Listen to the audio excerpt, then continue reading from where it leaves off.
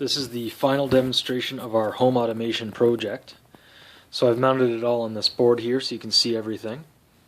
This here is the light that we will be controlling using our SSR tail, which is connected to our base station. It's all sharing one power bar. So the power bar is powering the router and the base station. The base station is powering the keypad. Also on here is a motion detector that you would find in a home. This is a Honeywell motion detector. Here's a Honeywell door contact for a hardwired security system. And there's my little blinking LED to let me know that everything's working properly. And this here is the keypad that the user would have in their house. The temperature sensor has been mounted to the side. So right now there is an LED on to let us know that it's in furnace mode. We can switch it. We can go cooling mode, heating mode.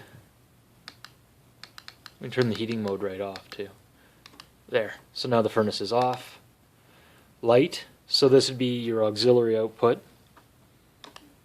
So we'll turn it on. We have to wait a second for the serial communication to go from the keypad to the base station. There we go. And we're going to turn that off because that's really bright. There we go. So we have to wait for the transmission again, and off.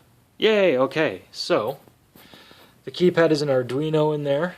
It's using RS-232 to communicate. There's also a buck converter in there to step down the 12 volts it's receiving from the base station. So it's 4 wires going in.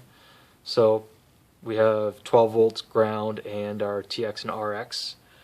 And there's also some additional circuitry in there for handling the pull-down resistors and whatnot.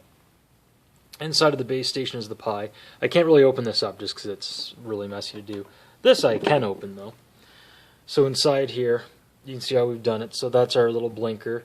That there is a buzzer that will not be setting off right now because my kids are sleeping. And here is the fuse, which is attached to the power supply here. And inside we have the RaspberryPi, a buck converter bringing the voltage down to 5 volts to power it. And we have a breadboard here which is giving me my termination point for the motion detector, the door sensor. It has output for the auxiliary. It's handling the LED.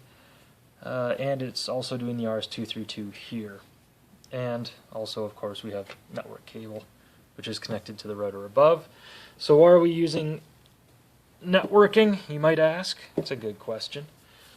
We'll go over here. RaspberryPi home automation system. So for fun, let's log out, just so you can see the features of this. Here to log in, so you can see 192.168.1.100/login, so that's how you get to here. Username and password, sign in, and here's what's going on. There is no alarm occurring. The alarm is not armed. The light is not on. Current temperature 18. Set to 23. Look over here.